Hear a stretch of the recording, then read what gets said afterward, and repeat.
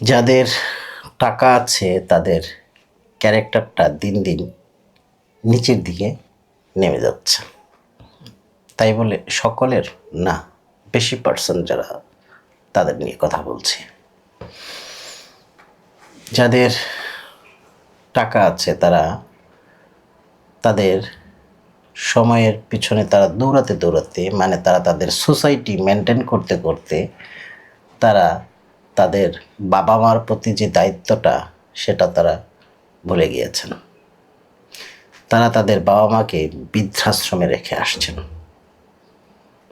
অথচ এই বাবা মা তার জীবনটা যেন সুন্দর এবং সুখের হয় সেজন্য তারা তাদের আপ্রাণ চেষ্টা করে গিয়েছেন।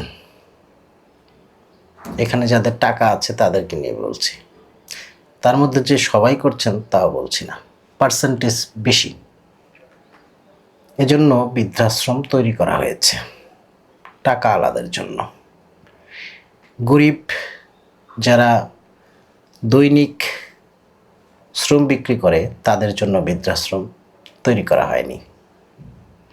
আপনি যখন বৃদ্ধাশ্রমে যাবেন দেখবেন বৃদ্ধাশ্রমে কিছু সংখ্যক লোক আছে যাদের কোনো ফ্যামিলির সাথে কোনো যোগাযোগ নেই, তাদের ফ্যামিলি কে কিংবা কি সেটাও জানা নেই।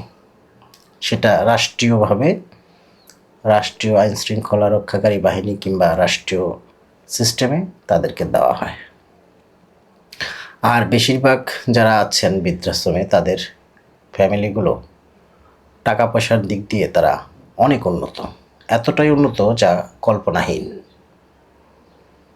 অনেকে কল্পনাও করতে পারেন না তার সন্তানরা এত এত উচ্চ উচ্চ পদস্থ অবস্থান করছেন সমাজে।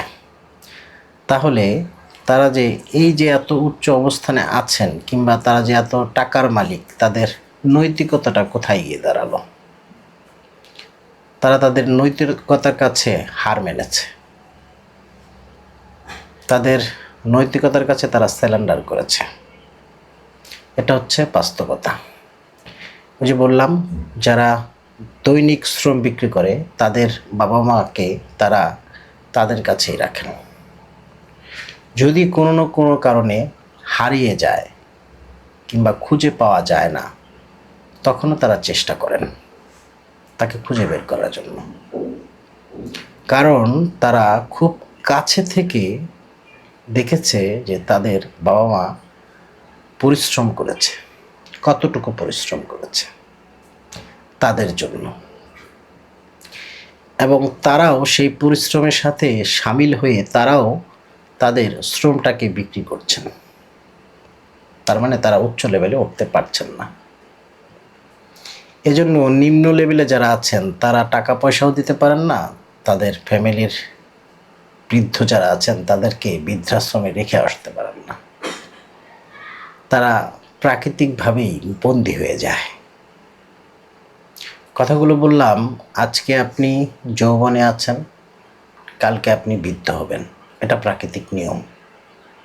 অতএব নৈতিকতার দিক থেকে আমরা কতটুকু নিচে নেমে গিয়েছি তা বাস্তব প্রমাণ অনেক কিছুই আছে, শুধু আমরা দেখেও না দেখার ভান করে বসে আছি।